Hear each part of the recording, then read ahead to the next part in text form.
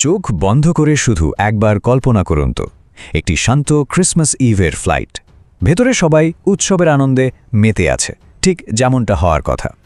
কিন্তু মুহূর্তের মধ্যেই সেই আনন্দ পরিণত হচ্ছে এক চরম দুঃস্বপ্নে। চারপাশের হাসি খুশি পরিবেশ হঠাৎ করেই পরিণত হচ্ছে মৃত্যুর আর্তনাদে।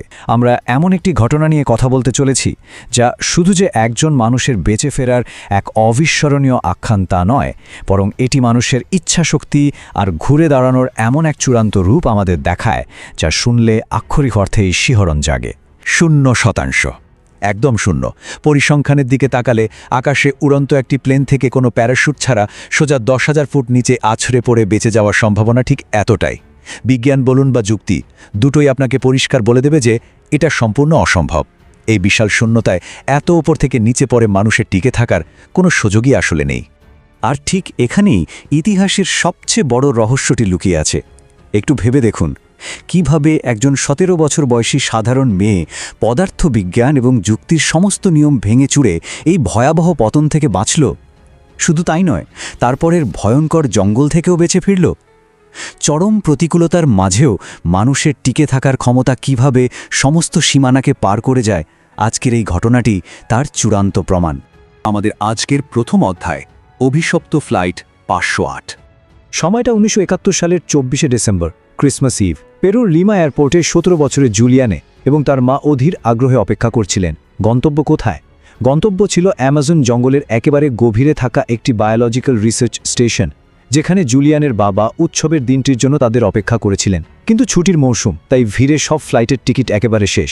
বাড়ি ফেরার এক প্রবল তাগিদে বাধ্য হয়েই শেষমেশ তাদের উঠতে হয়েছিল লাঞ্চা এয়ারলাইন্সের ফ্লাইট 508-এ।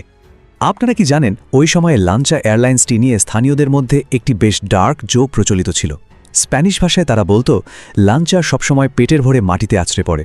এই এয়ারলাইন্সের সুরক্ষা ব্যবস্থা নিয়ে এতটাই খারাপ রেকর্ড ছিল যে জুলিয়ানের বাবা বারবার বারণ করেছিলেন এই ফ্লাইটে উঠতে। কিন্তু কে জানত, এই সাধারণ হাসি ঠাট্টার জোকসটি এক আসন্ন বিপদের নির্মম ইঙ্গিত দিচ্ছিল। এবার আসি আসল ঘটনায়, 10,000 ফুটের মৃত্যুঝাঁপ।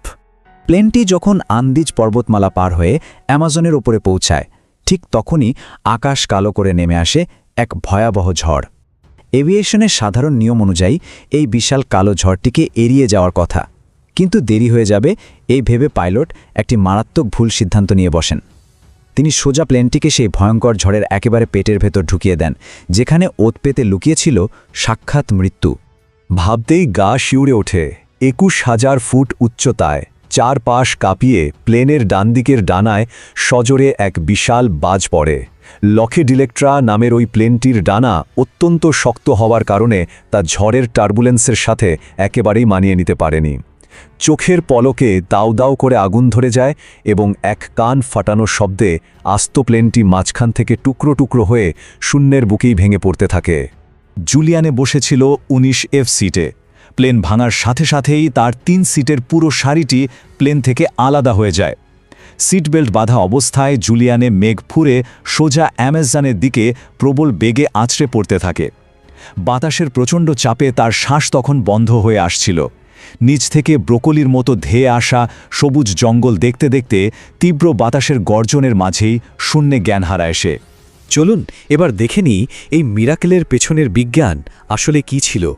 যুক্তি যেখানে শেষ হয়, প্রকৃতি সেখানে কিভাবে কাজ করে শুনলে অবাক হবেন। তিনটি বৈজ্ঞানিক কারণ নিখুঁতভাবে একসাথে মিলে এই অবিশ্বাস্য মিরাকেল ঘটিয়েছিল। প্রথমত, ঝড়ের কারণে তৈরি হওয়া আপড্রাফট বা ওপরের দিকে তীব্র বাতাস জুলিয়ানের নিচে পড়ার স্পিডকে অনেক কমিয়ে দিয়েছিল। দ্বিতীয়ত, 3টে সিটের সারিটি বাতাসে হেলিকপ্টারের পাখার মতো ঠিক ম্যাপেল গাছের বীজের মতো ঘুরতে শুরু করে, যা তার পতনকে আরও ধীর করে দেয়। আর তৃতীয়ত, অ্যামাজনের অত্যন্ত ঘন লতাপাতা আর ডালপালা একটি বিশাল স্প্রিংয়ের গদির মতো কাজ করেছিল, ফলে সে সরাসরি শক্ত মাটিতে আছড়ে পড়েনি। পরবর্তী অধ্যায়, সবুজ নরকে জাগরণ। ক্রিসমাসের সকালে যখন তার জ্ঞান ফেরে, তখন চারপাশের উৎসবের বদলে তার জন্য অপেক্ষা করছিল এক নির্মম বাস্তবতা। কলার বন ভেঙে গেছে, হাঁটুতে মারাত্মক চোট, সারা গায়ে গভীর ক্ষত এবং একটি চোখ ফুলে পুরোপুরি বন্ধ হয়ে আছে। হারিয়ে গেছে চশমা এবং পায়ের একটি জুতো। সম্পূর্ণ একা, চারদিকে মাইলের পর মাইল বিস্তৃত অচেনা জঙ্গল। কেউ তাকে বাঁচাতে আসবে না, আর এই আহত শরীর নিয়ে হেঁটে বেঁচে ফেরাও যেন এক অসম্ভব কল্পনা। কিন্তু জুলিয়ানে তো কোনো সাধারণ মেয়ে ছিল না। প্রাণীবিজ্ঞানী বাবা মায়ের সাথে এই জঙ্গলে সে জীবনের অনেকটা সময় কাটিয়েছে। হতাশার সেই চরম মুহূর্তে তার মনে পড়ে যায় বাবার শেখানো একটি অমূল্য মন্ত্র। জঙ্গলে হারিয়ে গেলে জলের স্রোত খুঁজবে, ছোট জলের স্রোত বড় খালে নিয়ে যাবে, খাল নদীতে, আর নদী একসময় মানুষের কাছে পৌঁছে দেবে। এই একটি শিক্ষাই হয়ে ওঠে এই বিশাল রেইন ফরেস্ট থেকে বেরোনোর তার একমাত্র বেঁচে থাকার কৌশল। এবার শুরু হচ্ছে তার ভয়ঙ্কর অভিজ্ঞতা এবং লড়াইয়ের চূড়ান্ত পর্যায়। সময়ের সাথে সাথে সংগ্রাম আরও তীব্র হতে থাকে। প্রথম দিনের জ্ঞান ফেরা থেকে শুরু করে 10ম দিন পর্যন্ত প্রতিটি মুহূর্ত ছিল মৃত্যুর সাথে লুকোচুরি খেলা। খালি পায়ে আধপেটা অবস্থায় জাগুয়ার, বিষাক্ত সাপ আর কুমিরে ভরা নদীর তীর ধরে তার এই যাত্রা ছিল এক অনন্ত যুদ্ধ। চতুর্থ দিনের মাথায় ঘটে এক হৃদয় বিদারক ঘটনা। আকাশে শকুন উড়তে দেখে সে কিছু মৃতদেহের কাছে পৌঁছায়। প্লেনের সিটগুলো এত জোরে আছড়ে পড়েছিল যে যাত্রীদের মাথা মাটির 3 ফুট গভীরে গেঁথে গিয়েছিল। চারপাশের এই ভয়াবহতার মাঝে তার মনে এক চরম আতঙ্ক ভর করে। এই মৃতদেহগুলোর মধ্যে তার মা নেই তো? কাঁপতে কাঁপতে সে একটি লাশের পায়ে নেল পলিশ চেক করে। যখন দেখে নেল পলিশ পরানো, তখন সে স্বস্তির নিঃশ্বাস ফেলে, কারণ তার মা কখনোই নেল পলিশ পরতেন না। মানসিক দিক থেকে এই মুহূর্তটা কতটা মর্মান্তিক ছিল একবার ভেবে দেখুন। 10ম দিনে পৌঁছাতে পৌঁছাতে পরিস্থিতি চরম আকার ধারণ করে। তার ডান হাতের গভীর ক্ষতে জন্ম নিয়েছে অসংখ্য মাংসখেকো পোকা, যা তাকে প্রায় পাগল করে দিচ্ছিল। ঠিক সেই মুহূর্তে সে একটি পরিত্যক্ত কাঠের নৌকা আর 1 গ্যালন পেট্রোল খুঁজে পায়। বাবার আরেকটা শিক্ষার কথা মনে করে সে বিন্দুমাত্র না ভেবে সোজা সেই পেট্রোল নিজের ক্ষতের উপর ঢেলে দেয়। যন্ত্রণায় ছটফট করতে থাকে সে, আর পেট্রোলের কারণে পোকাগুলো শ্বাস না নিতে পেরে বাইরে বেরিয়ে আসতে শুরু করে। এরপর নিজের হাতে এসে একে একে 30টা জ্যান্ত পোকা টেনে বের করে। বেঁচে থাকার কি অদম্য জেদ, তাই না? অবশেষে 11তম দিনে তার অনন্ত অপেক্ষার অবসান ঘটে। জঙ্গল থেকে বেরিয়ে আসা 3 জন স্থানীয় কাঠুরের দেখা পায় সে। তাদের দেখে সে স্প্যানিশ ভাষায় বলে ওঠে, আমি ফ্লাইট 508-এর একজন সার্ভাইভার, আমার নাম জুলিয়ানে। এই একটি বাক্যের মাধ্যমেই শেষ হয় তার দীর্ঘ 11 দিনের একাকিত্ব আর বিভীষিকা। এবার আসি এই ঘটনার চূড়ান্ত সত্য এবং শিক্ষায়।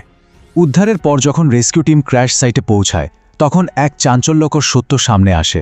জানলে অবাক হবেন, পতনের পর জুলিয়ানে একা নয়, আরও 14 জন যাত্রী বেঁচে গিয়েছিল। কিন্তু তাদের নিয়তি ছিল সম্পূর্ণ ভিন্ন। তারা কেউই জায়গা থেকে নড়েনি, শুধু অপেক্ষায় ছিল যে কেউ এসে তাদের বাঁচাবে, আর এই অপেক্ষাই তাদের মৃত্যুর কারণ হয়ে দাঁড়ায়।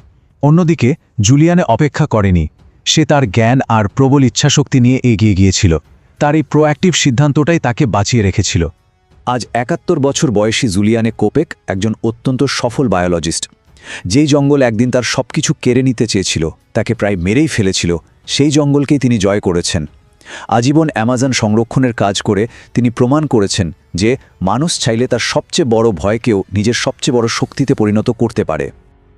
আজকের এই বিশ্লেষণটি শেষ করার আগে এই ঘটনা আমাদের জীবনের এক চরম সত্যের মুখোমুখি দাঁড় করিয়ে দেয়।